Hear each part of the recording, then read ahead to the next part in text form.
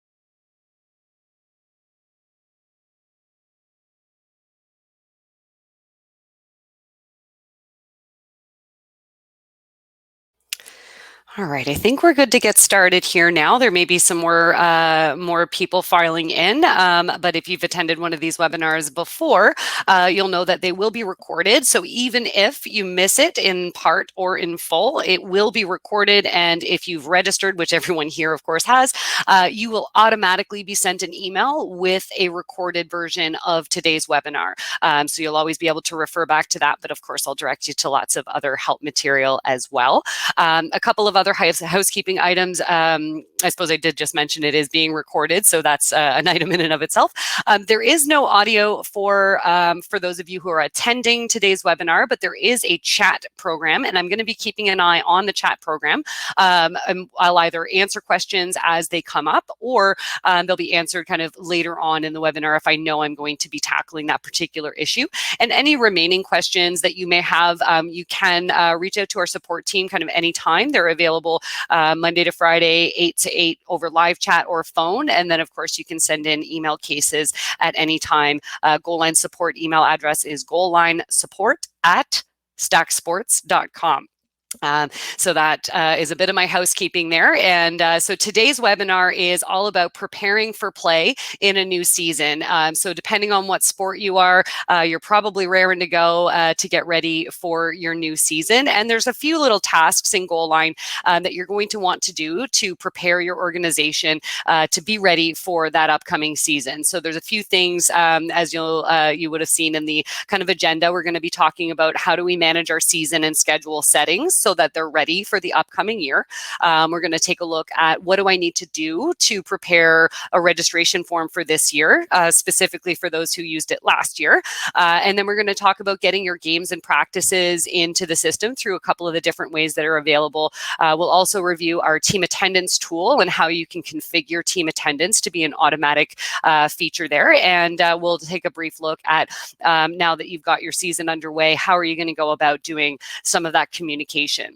And I'll point out as well, this is something I guess I should have brought this up earlier. So the Goal Line help menu is available whenever you're logged in and you click on the help button. You're going to be brought to the Goal Line FAQ, but you can just go here directly. It's just faq.goalline.ca. You don't have to be logged in to the system in order to access the help menu. So this is available to everyone, and there is all kinds of searchable material. There are some older pre-recorded webinars here. We'll be updating those with the more recent webinar series that we've been putting on for the various tools, the communication, people, scheduling, and officials tools. So I wanted to point out that you have this help menu available here. And one of the things that you'll find in that help menu is an article that I put together some time ago, just as a little bit of a checklist for when it's time to perform a season rollover, as we refer to it, or get ready for your new season. There are a few things that you might want to just review before you head forward so that you're going to be really in the best position to have a good season and not have any kind of administrative or system issues issues getting in your way and causing you any hassles there. So some of those things are going to include, reviewing your venues, making sure that all your venues are there properly in there. Do you have any new teams and new divisions, teams you're maybe not using this year, all kinds of stuff like that. So you can kind of check this out and you'll see that you can link directly out to some of the more dedicated help articles related to those specific features. But we're going to cover all of this today. And I'm going to be using 2 different demo sites throughout. This is the demo site that if you've attended my webinars before, you've probably seen it. I use it quite a bit, and we'll also be taking a look at this layout here, because there's just a couple of little things that we might look at for communicating in a different way based on our layout. But generally speaking, it doesn't matter what your public site layout is, whether you're in the gold or the silver layout, your administrative tools and the tasks that you're going to do are going to all pretty much be the same here. So whether you have the gold or silver, you're going to log in using your admin login in the upper right-hand corner. So if that's up, I still haven't changed my color scheme. I've got to update that so we can see this text a little better where it says admin login. So we'll go to that admin side of our control panel. And before I go too much further, I am going to put a little teaser out there that this control panel is getting a facelift very, very soon. We're going to see that in the next couple of weeks being launched on Goalline. So we're going to see an updated admin control panel, and it's really just going to be a nice little reorganization of some of the features so that they're kind of easier to find and easier to navigate, and just modernizing that a little bit. So very, very excited to see that. So our next webinar potentially is going to be showing the new admin control panel as opposed to the one that we're seeing here. But as far as the groupings go, you're still going to have your groupings of communication related tools, people tools, schedule tools, and officials if you're using the assigning software as well. So let's dive right in to kind of what is it that I should probably do first. So I always recommend the first thing you do is take a little review of your teams and your divisions. So when it comes to your teams and divisions, you either have association teams that you might refer to as rep teams or travel teams. And then you may also, or you may only have leagues, which a lot of times you're just going to refer to as divisions or tiers or age categories. So I have a series of rep teams here, and the idea is that I am this organization and these teams belong to me, but someone else manages their league schedule. So these teams are teams that participate in a league somewhere else. So that's why they're set up as teams that belong to me. I'm not managing the standings for these guys, but then I do have a series of leagues where I have all of these different divisions, and I do manage the full schedule and the standings for all of these. So teams who participate in my leagues are on their own sites, they are rep teams, but in my site, they are teams that belong to a league. And whether I add them manually or required you to register your teams with me, either way, those are the ways that the teams are going to get into these. So you want to take a review if you have rep teams. So if you see the select a team control panel immediately from your master menu, it means that there are rep teams. And you want to take a quick look. Do you have more this year? Do you have a 14 rep boys team 2 this year that you didn't have last year? Or in the division area, do you have a division that you're offering this year that you didn't offer last year? Or are there divisions or teams that you're not going to be using this year that you did use last year? So those are some things that you want to review. And to make any updates there, we're going to go to the scheduling tab of our master menu, and we're going to select, first we'll look at teams. So we'll select manage association teams in here. We're going to talk about a little bit of a bonus item in here as well for those of you who are, basically, if you're in Canada, your sport organization is now requiring you to replace words for age categories with the actual age. And so you may have, the same teams as you did last year, but they all have to be renamed. Maybe last year you had a Pee Wee Boys A, and this year it's going to be a U13 Boys A. And so there may be times where you're going to have to come in and update your team names, and there's going to be some changes that we'll take a quick look at as we go through here. So if I needed to just go ahead and add a new team, that new team 2 for U14 boys rep, I would put that in here. So I've got my U14 boys rep team 2. So I can go ahead and add that team.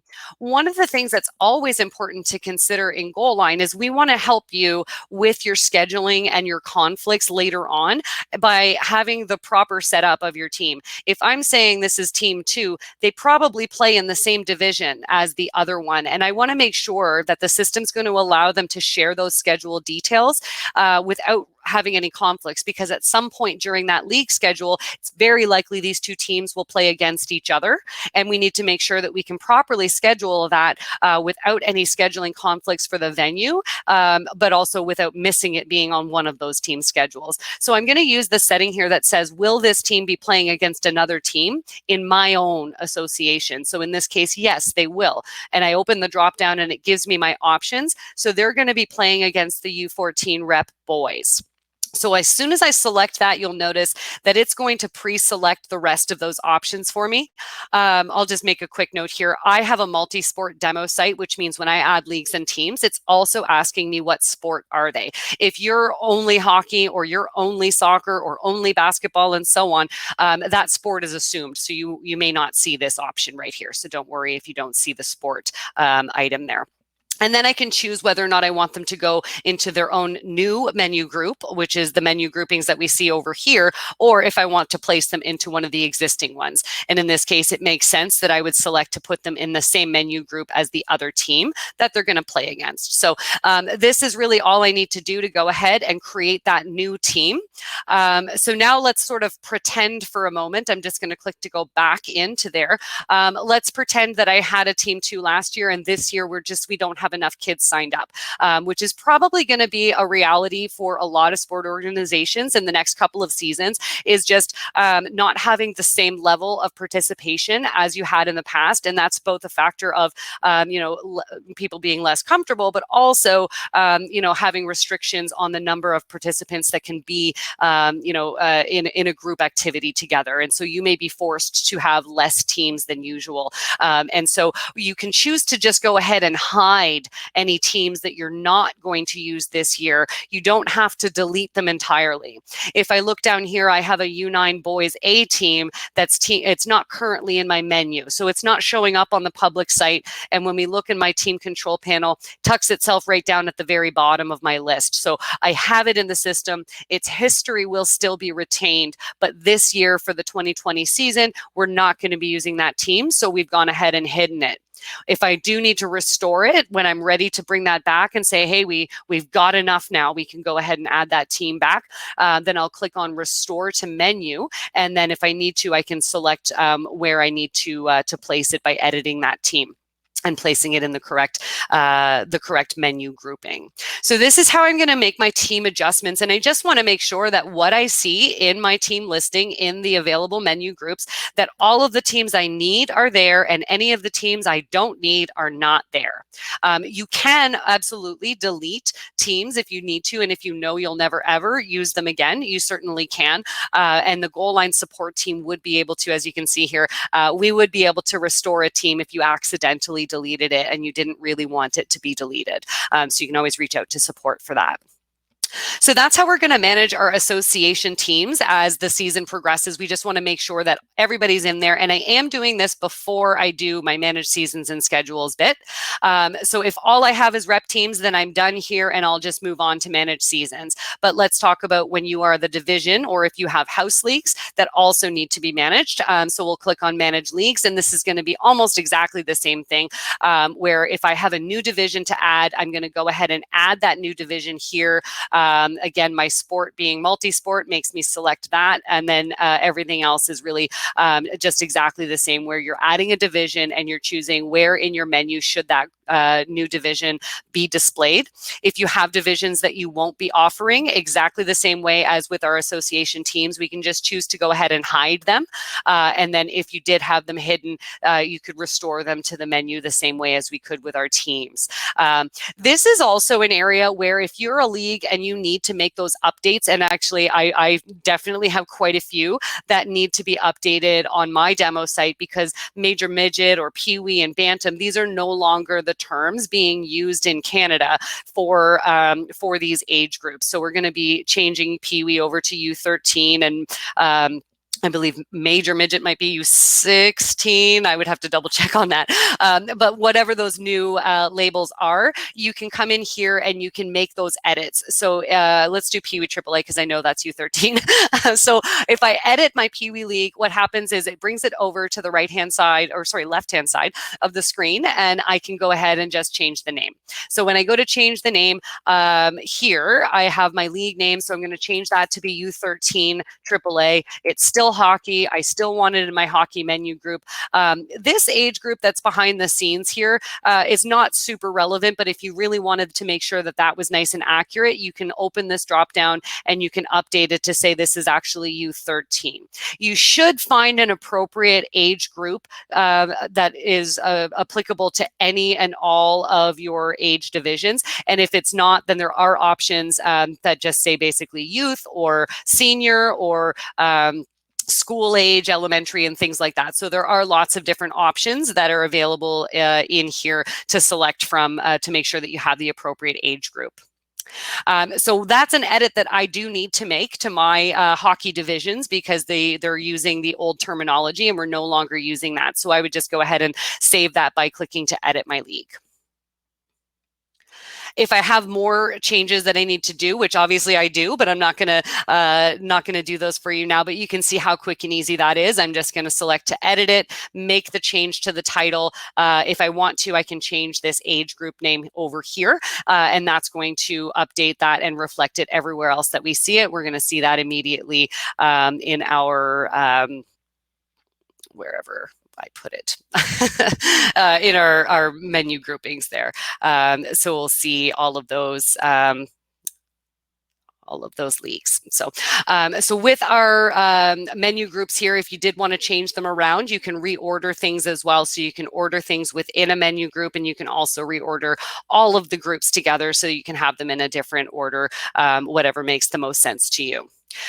So I'm going to return to manage association teams because I want to address that naming convention change here. So I'm just going to hop back in here because now that we have teams in here, there's other things that we need to make sure that we're editing. So if I click to edit one of these teams, I can see that it's taken my age, skill, and gender, and it's created a league name for this team behind the scenes. So the goal line system does care what that league name is. You can edit this at any time. So right now, this is appropriate. It's totally fine for it to say boys 15 tier 1 because that's what we have selected here. But if I also needed to change the Pee Wee, reference on here. So if this was Pee Wee before, I can go ahead and come in here and change that to be that U13 or whatever it is that it needs to be. If I have more than one team that's sharing details like what we set up with our 14 boys rep here, so let's just edit that one. It's going to take on this league name here, which just says Boys 14 Recreational. So if I want this to be U14 Rec instead, I can make that change here. And as soon as I save that change, we'll go over and we'll look at what happens with our other team, because as we already set up, they're sharing details. So I only had to change it for one. And now if I edit the other one, it automatically took that same league name as well. So when you have a group of teams that you've told the system that they're all, Adam A boys, then when you edit one of them to say instead of Adam A to make it the U9A or U11, I think, you would make that update, and it's going to update all of them that are set to share those schedule details. So that's going to be an important thing for a lot of organizations in Canada this year, because that change is being enforced across all sports. Some sports have already been doing it that way, but any of those sports, lacrosse and hockey in particular, I know use those references quite a bit. And so there's a lot of editing required there. But once you've done that, it is going to reflect everywhere that you have your teams and leagues displaying. So now that we've done that, we've managed our leagues and teams and made sure that everything we need this year is ready to go, showing in our menus. Now I want to go ahead and manage my season. The first thing I need to do is decide what am I going to call my season. And the easiest thing to do is look at the naming convention that has been used in the past. And ideally what you'll see is kind of this historical consistency of our naming convention is, 15, 16, 15, 16, 17, and so on, and generally a similar date range. So on my site, I typically go from August 1st to July 31st of whatever the years happen to be. So this year we're in our 2021, and we're going from August 1st, 2020 to July 31st, 2021. So you'll put those details in. So you'll fill in what that season name is. You do need to select the appropriate date range, and you want to make sure that your date range is appropriate. You cannot have overlapping season date ranges. So if you do have distinct indoor and outdoor or winter and summer seasons, you do just want to make sure that you're not trying to start this season before the previous season has ended. So I want to just use the same date range convention that I have been using in the past. If you don't have a lot of past seasons, just make sure that whatever you do makes sense to you. A couple of things that I always note about seasons and their names is never use the word season in the name of your season. All you need to do is include the calendar year reference, or in some cases you might want to have spring or summer. So 2020 spring might be a completely distinct season compared to my 2020-21 winter season that's going to span the fall and winter seasons into the following spring. So there are occasions where you might want to use additional words in your season name, but never use the word season by itself or in there at all. And I also strongly recommend against using season names that are specific to your teams or your divisions.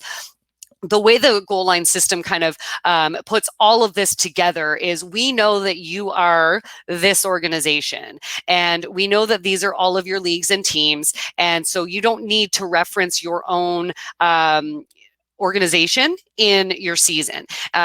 Some other things that you want to make sure that it will put together is when you create a schedule. Your schedule has a name like regular season or championships or playoffs. And so the schedule name is going to tell us, is this preseason, regular season, exhibition, or playoffs? And all of those schedules belong to the season we're creating right here. So if you do have preseason, you want to make sure your season date range is wide enough to include those preseason scheduled games. And we'll look at, when we go to create schedules, how we set the appropriate date ranges for those as well. So typically you'll come in, you'll put in your season name, which should be some kind of reference to the year or calendar year span. So 2021 or just 2020 and so on is what you'll do there. You'll select the appropriate date range so that you're starting and ending at a time that's going to be appropriate. And then generally you'll just check all. I strongly encourage you to get to a situation where you can check all.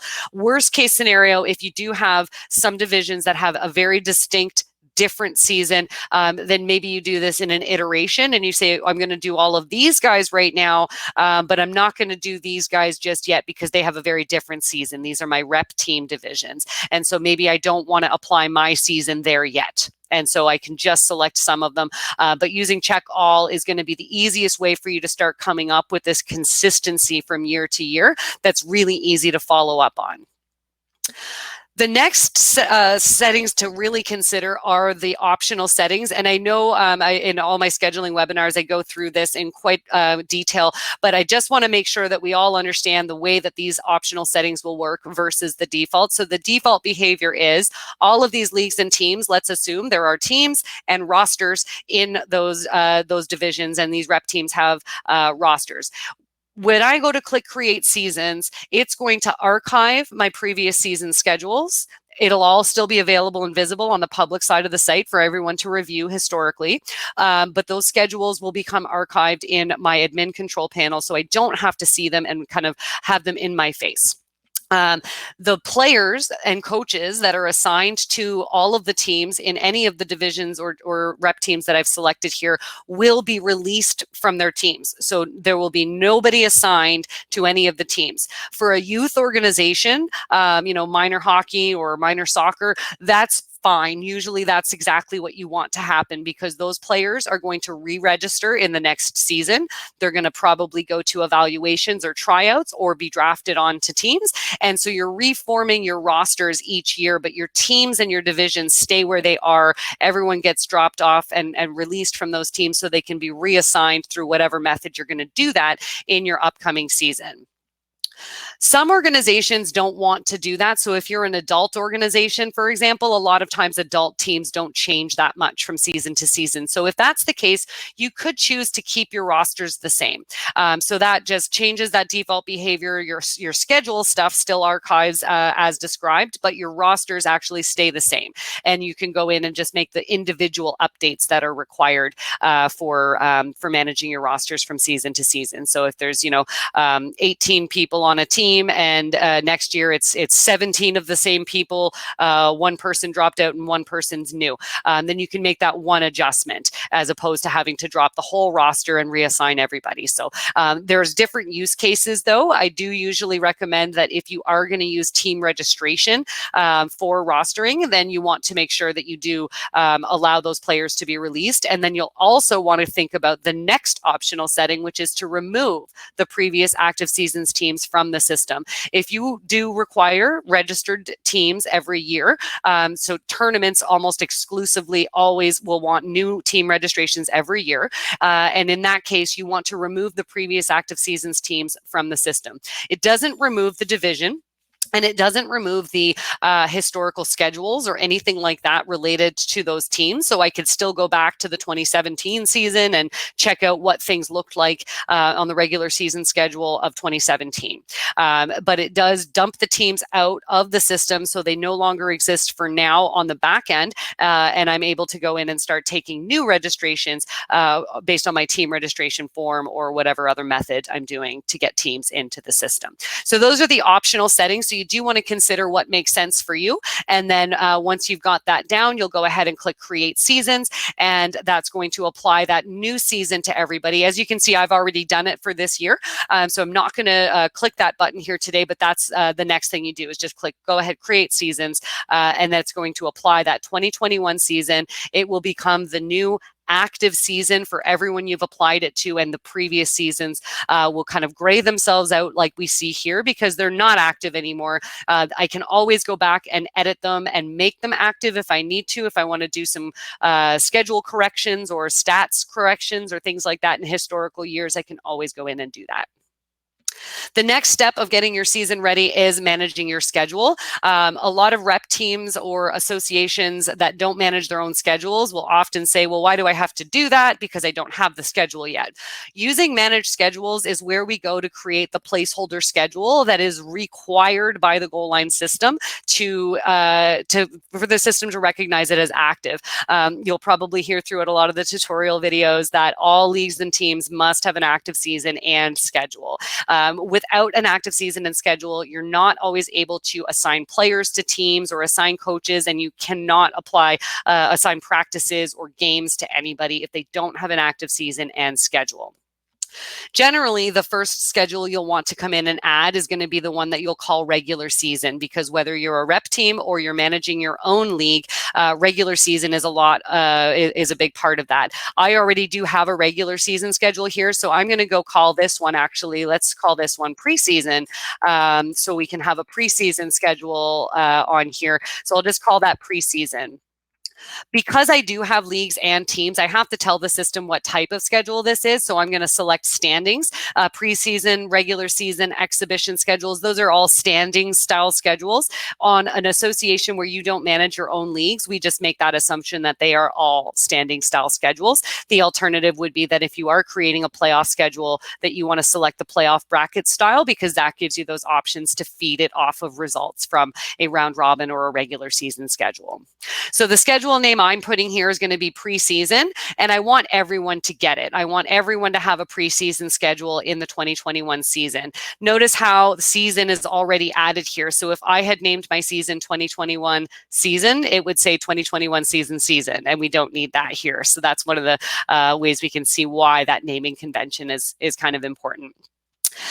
So now that we've taken a look at that, we've selected our title, our type, and we've checked all. We want everyone to have one of these schedules. The next setting that's really important here is in your display settings of the active schedule. I don't want my preseason schedule, or maybe I do actually, if it's preseason and we're not ready for regular season yet, maybe I do want that to be active. But I want my regular season to be the active schedule that people see when they go and visit the site. So I would say, no, this isn't active because my regular season season that I already created is the active one.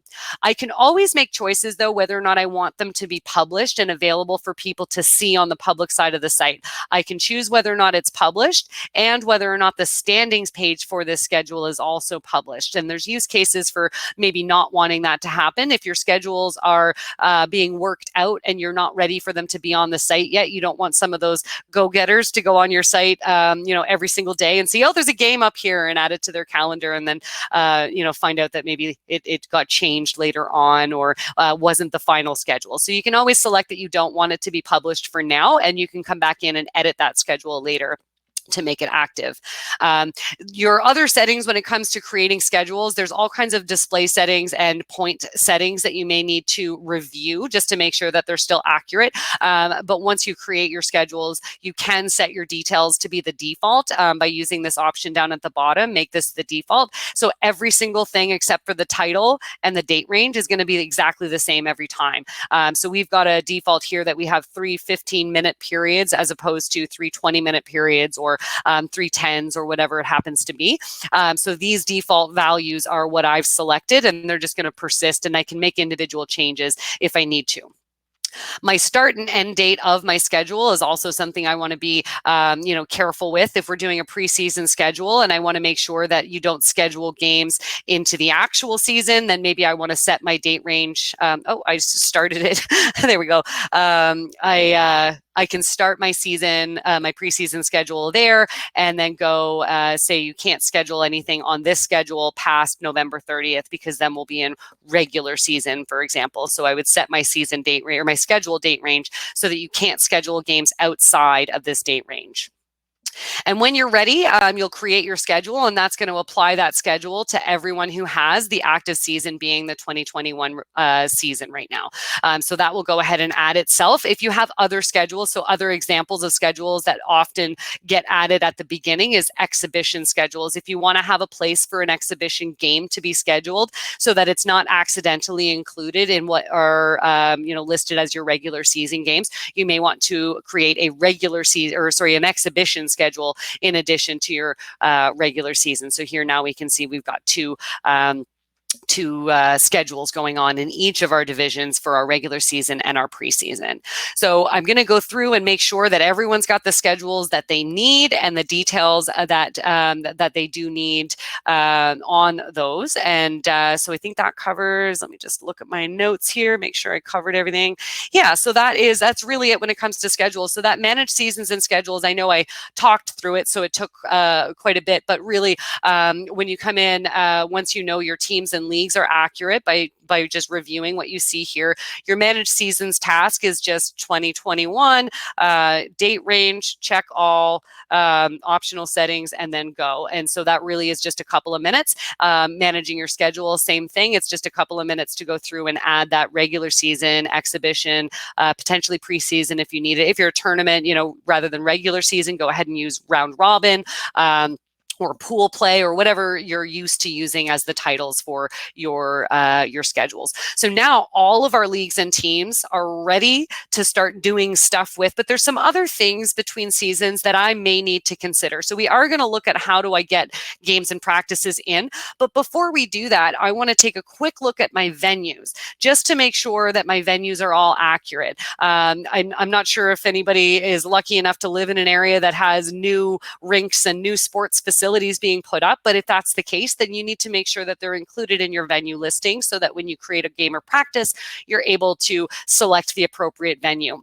And that really comes down to, as well, the way that those venues can break down into smaller venues. And so we're going to take a quick look at some of those items here. So when I see my venues, I can see them all listed down the right-hand side, and I can choose to edit them at any time. And we can see there's a few that are kind of displayed like this. I've got my AT&T Stadium, and then it divides into 6. So I've got numbers 1 through 6 here, and they're kind of grouped together. Got that for Alphonse's school as well. School A has it as well. And so there's lots of different times where you may want to have this going on. So I'll describe a little bit of what's going on with the venue, but just a quick, how do I add a venue? It could be as simple as adding your new venue as a name, click quick add, and now that venue exists in your system. So new venue is right here, ready for me to use. I can now start scheduling things at new venue. I might want more information about that venue, so I could have added it over here with address information right away, but now because I didn't, I can go and edit that, and I can go and add the address information, choose whether or not I want the Google map to be available there, and choose whether or not I want it to be in my public venue page. There's a good use case for this as well. So your public venue page, if you do have it displayed, I think I have mine on here. Maybe I don't. Yeah, I don't think I have mine on there, sorry. So the venue page is just automatically tabulating a listing of all of your venues. And if you want it to be listed in your venue listing, then you say yes here. If you don't want it listed, you don't have to have it there. Sometimes people don't want their away venues listed in their public venue page. Maybe you only want the ones that are your home games. I would say either way is fine. If I have a travel game, then maybe I do want to know where that away venue is, but you have this choice for each venue. You can also include additional descriptions. So this is particularly useful for facilities that have lots of venues in one place. So a rink, facility that has 4 ice pads in it. So you may want to have an additional description for each of those venues listed in here so that people know, you're going to walk in and it's the one on the left, or maybe you can insert an image of what it actually looks like, which entrances to use. I know right now with a lot of, different protocols for getting back on the field and back in the rink require people to use certain entrances and exits. And so there may be some great details that you can add into your venue listing. So when people click on that venue, to get more information, where is it located, and that type of thing, that you can be providing them with that information. The last thing I want to look at in here is to go and split this into smaller venues for conflict checking. And this is a really neat tool. It's been around on Goalline for quite some time, but I don't know that everyone's using it already. And if you're not yet, that's fine, because you can always take your existing venues and set them up appropriately, even if they haven't been up until this point. The reason for this feature is to make your conflict checking really, really robust, in the fact that I can conflict check with my smaller venues along with its larger version. So if I have this one full venue, and sometimes we play cross field games. So this venue is either a full field, or there's, half number 1 and half number 2. And then potentially, football fields sometimes for soccer can be divided into 3 smaller venues, depending on how small sided the games are. So, 8-a-side or 7-a-side could go into thirds, but a 9-a-side would probably be on your half venues. And you can even get down to the quarters and the sixth of that venue. And the reason that this is helpful is, as I hover over, if I was to schedule a game or a practice at this venue, it's showing me in red where would it be in conflict. And so without having this feature telling the system that when you have half 1, half 2 as separate venues, the system doesn't necessarily know to conflict check that against the full version of that venue. So you could have a full field game and then try to schedule a half field game, and without telling the system that actually belongs to, that is the same half of this one field, you won't necessarily come up with a conflict until people show up to the field. And that's a disaster, quite frankly, and you don't want that to happen. So what I can do here is I can say I already have my half 1 and 2. So I'm just going to say that, I'm going to go through my list, find that venue, and say it's this one. Or if I haven't created it yet, I select new venue and I give it its new name, and I can update this. It will automatically try to help me out by saying it's the venue name and it's in half, and this is number 1. And then when I do the second one, it'll say number 2. So maybe instead of maybe you do half A and B instead of 1 and 2. So you can rename that as appropriate, or like I said, you select your existing venue that is already in the system to just say, hey, system, recognize that this is a conflict. So I can save that here. And so now it's going to create a new venue for me called new venue half A. Once I do that, I want to do the same thing over here, either select the existing venue. We'll call this half B to keep consistent. And maybe that's all. Maybe it only breaks down into this and we don't actually ever do thirds, but I could certainly do the exact same thing with thirds. And this just helps with that conflict checking so that I can't accidentally book a venue with a full or half or cross ice or whatever it is without the system recognizing that the venue is already in use. So once I've made all those changes, I'll go ahead and save that, and it's going to be reflected right away for me. Those new venues, half A, half B, are right here nested nicely under my new venue. So I'm able to use that, and these will be conflict checked against each other. So that's a really neat feature. As I mentioned, it's not super new, but I'm not sure that a lot of people have been using it up until now. So I really wanted to make sure that I highlighted that today for you, because anytime you do have those cross ice or half field or whatever it is, you do just want to make sure that the system is still going to take care of all that conflict checking that Goalline is so good at already.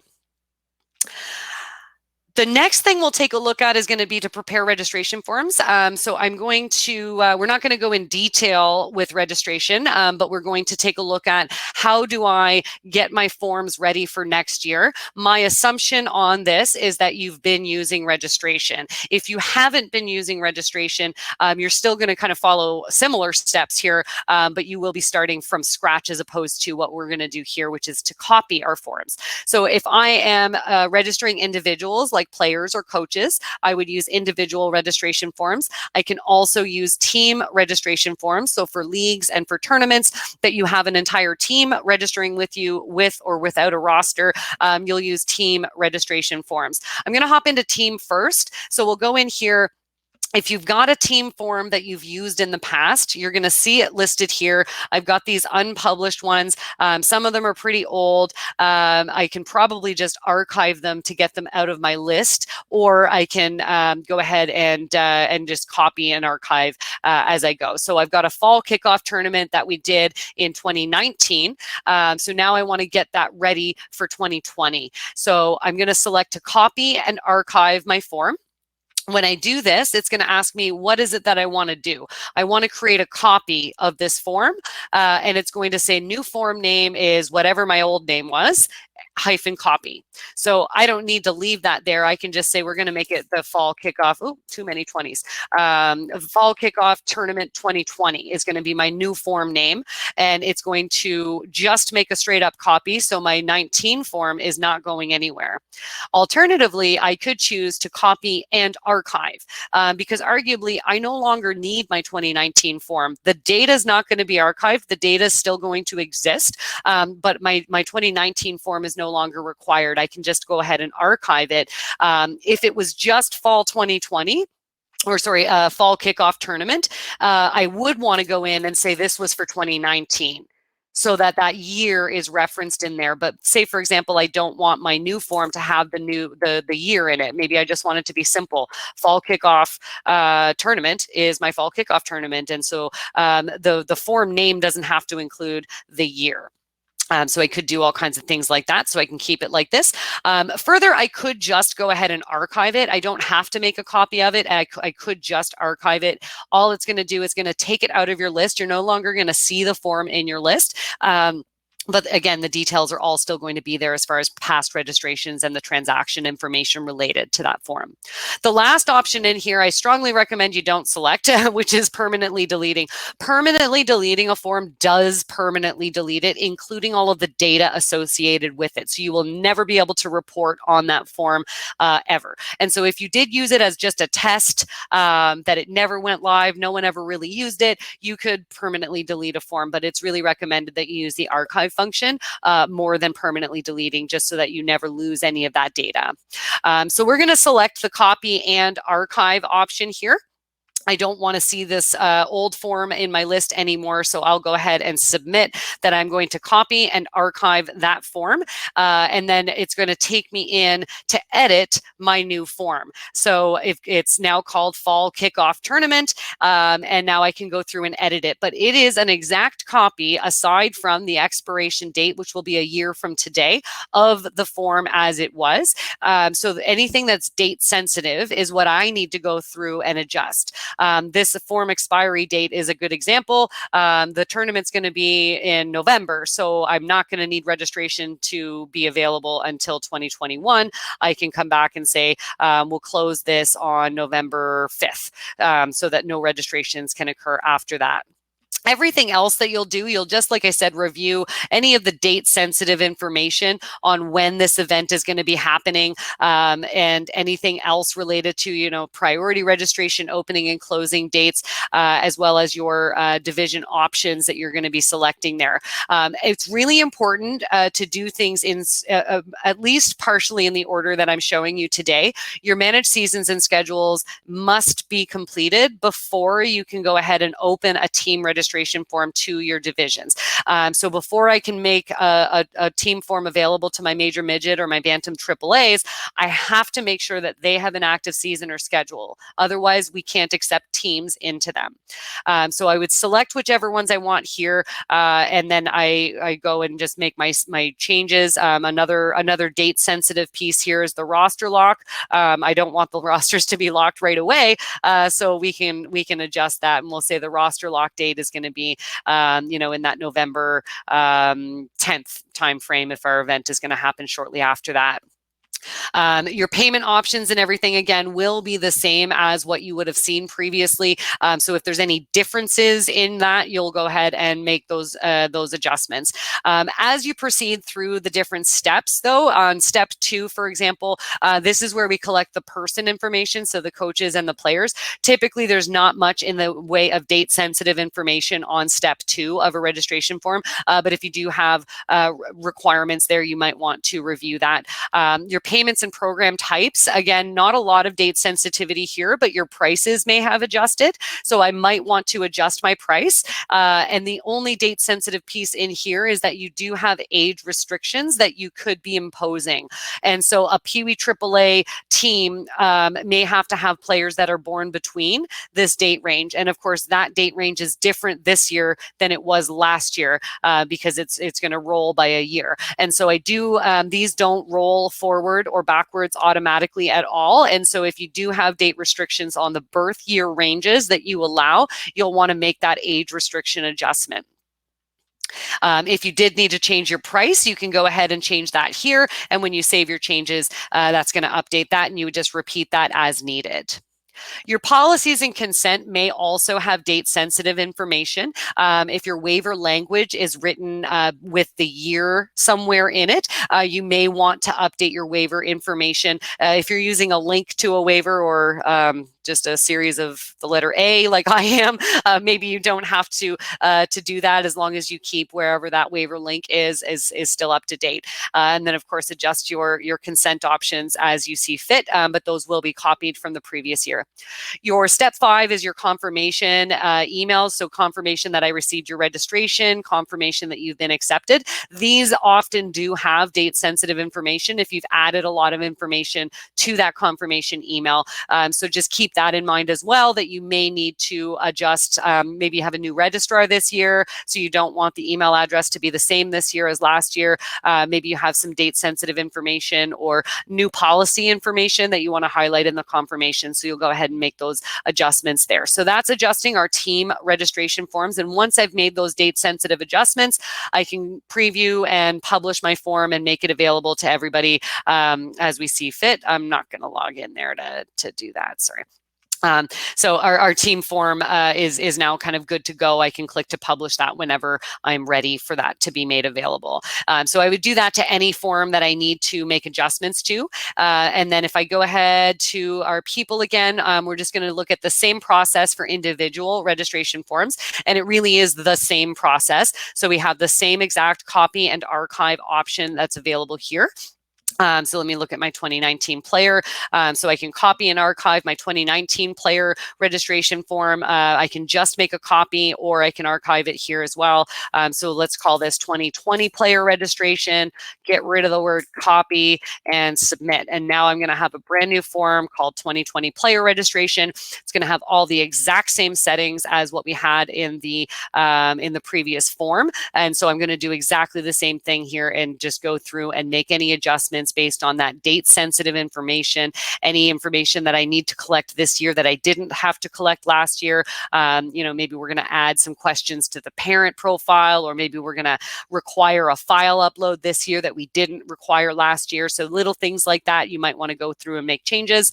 Your step 2 on individual forms is where those programs exist. And so in the exact same way as we looked at that for teams, there may be an age restriction that is applied. And if so, you want to make sure that that's adjusted to allow the correct birth year range to sign up for U14 or 14U.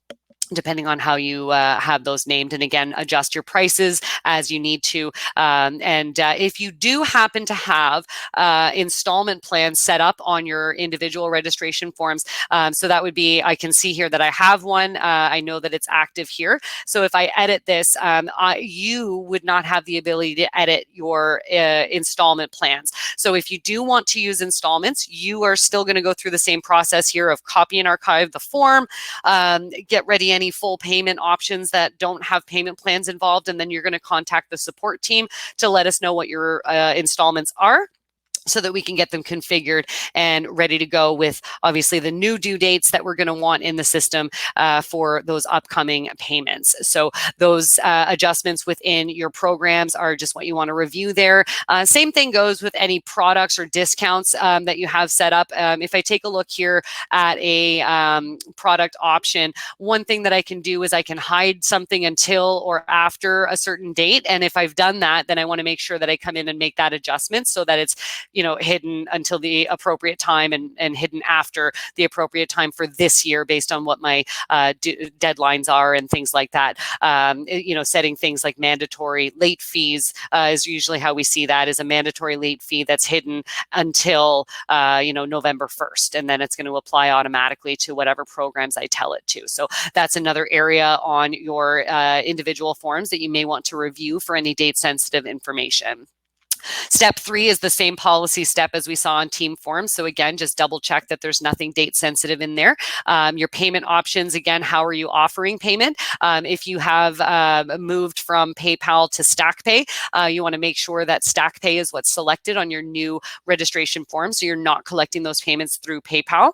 And any offline payment instructions, if there's any changes to make there as far as who to make it out to or what to send, make sure you do those adjustments there. And then step 5 is our confirmation message. Again, anything date sensitive in here, just double check on that. So here we can see it copied my email subject line. So I'll go ahead and update that to be my 2020 player registration confirmation as opposed to 2019. So I'll save that one there.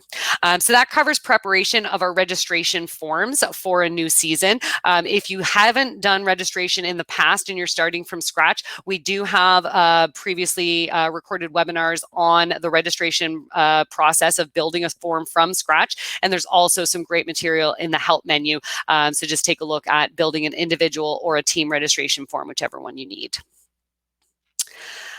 All right.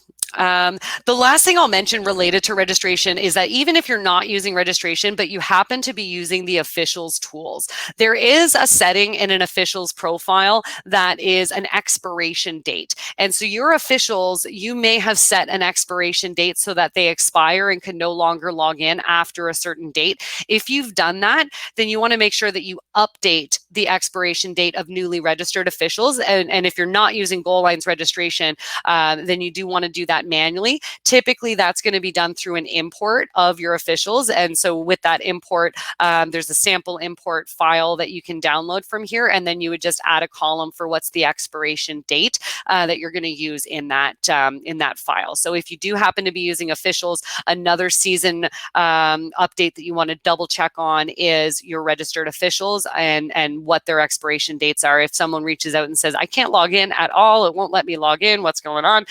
You can check check and see, oh, you expired in March 31st, and I haven't updated that because yeah, so that you would just need to make sure that you update that, in which case you would edit that official, update it, or import the officials that you know are newly registered. So that covers what we need to do to prepare our leagues and our teams, and then to prepare our registration so that they're ready to publish and kind of be good to go. I guess while I'm moving over to practices here, I'll talk about if you don't have a merchant account yet and you want to take online payments, you can reach out to the support team or to our customer success, and at some point I'll reach out to you, I think, to get you set up with a StackPay merchant account so you can collect payment online on your forms. The next thing that we can do is we can start getting our practices into the system, games and practices, because now we're all kind of ready to go.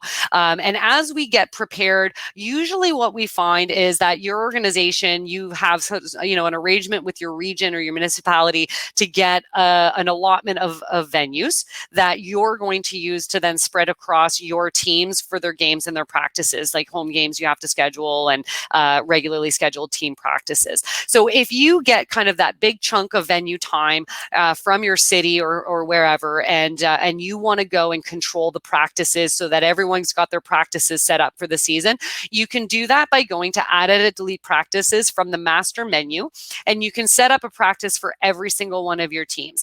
So all I have to do is just pick a team, or I can even select the control key here. If I'm using a shared venue, I can use more than one team. So your practices could be full venue, half venue, shared venue, or off venue. Off venue practices can be scheduled by any number of teams, just like a shared venue practice. Half venue practices, we'll say you can only schedule 2 teams to do a half venue practice. But I'll point out that if you are using the venue splitting tool that we looked at earlier in the webinar, you may not really use the half venue practice anymore, because instead of using half venue, you could just use the venue half that is in your list to select from. So instead of doing half venue, you can even get more specific and even better conflict checking there. So you can select your teams, you select your start date, start time, end time for that practice, and then you will have recurring practice options. So you can set up that it's a weekly recurring practice until, say, the end of May, and have that set up and ready to go. And it will just automatically create those practices based on what it is that you have here. So the 29th, so we would have a Tuesday practice every Tuesday at 7 o'clock until 7:30 from now until May 29th. If I need to, I can go in and manually adjust any one of those practices without affecting the entire recurring, but I could also delete an entire recurring practice if we wanted to go ahead and not do that particular practice. So setting up your practice time is often done here at the master menu when your organization starts with that, here's my big group of venue allotments, and I want to go and spread that around on my teams. And all of your teams that exist in your whole system are going to be available to select here. So whether they're league teams or rep teams, maybe you only care about it for your rep teams. So those would be, for me, the ones that are kind of up at the top here. But you would make those selections as you see fit, and then those practices will just exist over here. Let's pick this one. So I'll create my practice, and I'm going to touch on this in a couple of different areas here, but we can see the email announcement form. So if I wanted to, I can also select to email the relevant participants about the practice that I'm setting up for them, about that recurring practice that I'm doing. And as I create this practice, as with anything, it is going to go through that same level of conflict checking that it would have done any other time. And so now I've got, for my AC test team, all of these practices starting today and going through till the end of May. I can edit or delete any one of those as I need to. So that's one main way to get your practice schedules in the system. Adding practices one at a time like that, I say one at a time, even though we have recurring as an option there, can be done here from the master menu. It can be done from a league control panel, and it can also be done from a team control panel.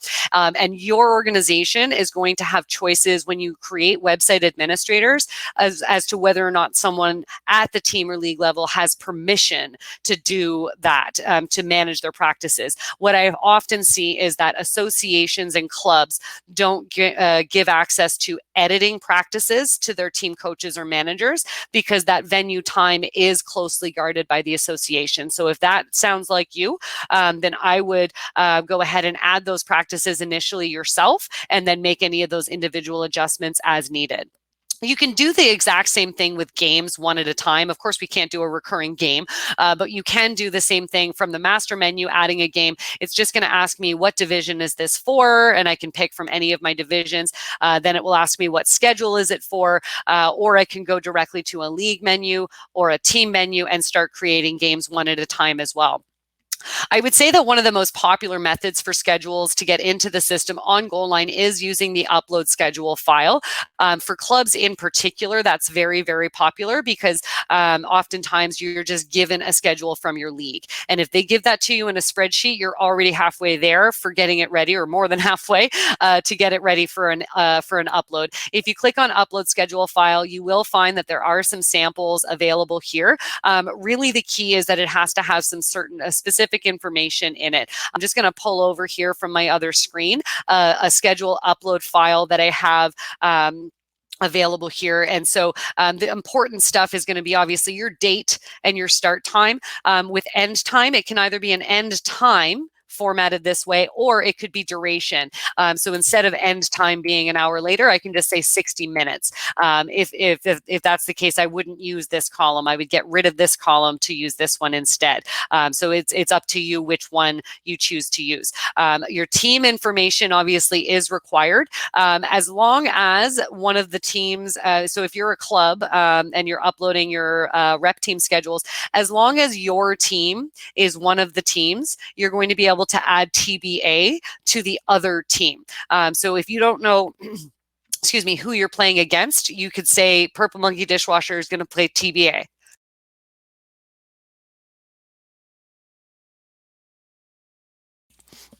It's also important to have your venue. And if your venue is supposed to be, excuse me, if your venue is divided into thirds or halves, you want to make sure that you put the appropriate one there. So Eastlink Center half A or B, if that's appropriate for you. And then if you are doing this from the master menu, you need to have your division name listed here as well. And then the schedule name. So is it preseason? Is it regular season? And if it is practices, which you can upload, in which case you would just only use the home team column, you can put the practice type as a full venue. Practice, so that when you go to upload that, it's going to take you through those matching steps to get that schedule uploaded. The schedule upload can be used for games and practices for any and all of your teams and leagues. So you could use that exclusively, as opposed to using the Add, Edit, Delete practice tool. I realize that I've gone just a little over on time again, and I just have one quick item to take a look at, and that is going to be through the team attendance. So to look at team attendance, I'm going to hop into my women's league that I use really regularly here, and I'm going to go and find team attendance. So team attendance this year, I think, is being used in a way that it hasn't really been in the past. I'm just going to pick one of my teams and set up my team attendance options. So my team attendance options are available over here. And this is where I tell the system, do I want automatic emails to send out asking, are you going to be at the game or practice on the day that it's scheduled? And so if I want that to happen automatically, I say yes. I can choose what the default value is. So am I assuming you're in and then you tell me you're not? Or am I assuming you're out and you tell me you're in? Or am I giving you a question mark? From there, you can also allow players to enter a comment. This is just a text area, and it's literally just comments. But then you can also ask an additional question to go along with the team attendance. And unfortunately, this is just one question, and it's going to be in sort of a paragraph form. But it is important that if you did want to add COVID screening questions, like a daily attestation that, I haven't come in contact with anyone, and so on and so on, you can ask those kind of questions, and they will give you a yes or a no answer. And then you're going to be able to review that information later on. Then you'll determine how often do you want to send this out. So you can send it out the day before and the day of. So 0 days before is the day of. And then I can choose, if it's youth, you probably want to also select to send it to the first and second parent in addition to the player email address. So you would save those options. And now every time I have a game or a practice scheduled, it is automatically going to send out that team attendance, and I'm going to be able to review the attendance information for any one of my my games or practices. So I didn't have anybody answer me on mine, but you can see it kind of shows you this information. If they entered a comment, we see it. Are you in or out or not? So I can make this update because I have permission to. I can say Mark is out, Tim is in, and Amanda is in. And then the questions can be answered here as well. And I can resend this email because they haven't answered it themselves. I could choose to resend this email. And then I can also export the information, which is great for those who need to track that historically. So that's our team attendance tool. And the team attendance, if you happen to be using the mobile app, is integrated to the Goal Line mobile app as well. But it also just comes through as an email, and they're prompted to answer their questions right away. And a team coach generally should be given permission to at least view team attendance. So that actually covers my my webinar that I wanted to cover today, and I think I did pretty good with not going over too much in time. So I do apologize for going over a little bit, but I'm going to just check out the questions here. I do see a question. Let's see. Okay, that's a great question. So I have a house league. How do I link specific teams to the league? So what you'll want is actually, you don't want your association teams to be part of your house league. So what you would do there is you're going to create your house league. And if you like, I'm just going to create one and call it house league. So I'm going to create a joust. House league, let's say U13, and you know, I'm going to pick my sport, but you select whatever makes sense to you.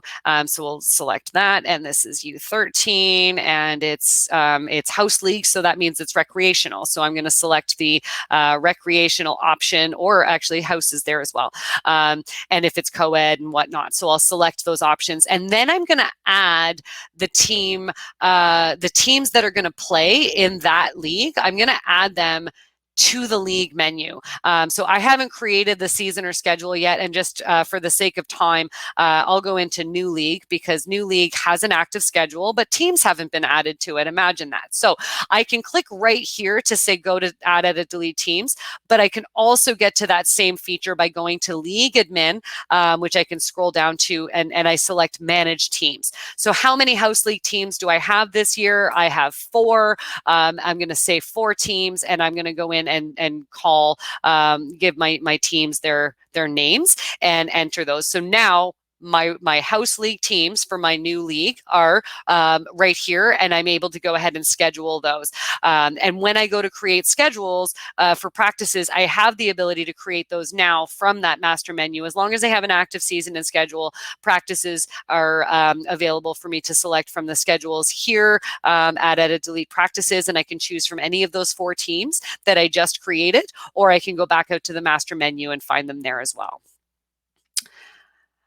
Is there a login procedure with answering the team attendance? No, there's no login required in order to use team attendance. So you'll receive an email that is going to have a link. It will take you to a web page that is going to be served over SSL, but it's not a login page as such. It is going to be passing information, but you don't have to log in, have a password or an access code to use that. If you have the mobile app, it's not even external. It's just right in the mobile app where it's going to say, hey, you've got this team attendance coming up for today's game. Are you in or out? And then here are the additional questions. Great questions. Those were fun. So if there's any other questions, I've got a couple of minutes. I know, like I said, we did go over just a touch here on time, but I do have a couple of minutes to stick around if there's any more questions. But if that is all of them, then we might be calling it a day here. And as I mentioned earlier, you'll receive an email with a recording of this webinar. And just so that you know as well, the registration link, you can share that with someone who didn't attend today, and they'll be able to enter their email address and watch the recording of today's webinar, even if they weren't able to attend today. Awesome. Thanks for coming, Alan.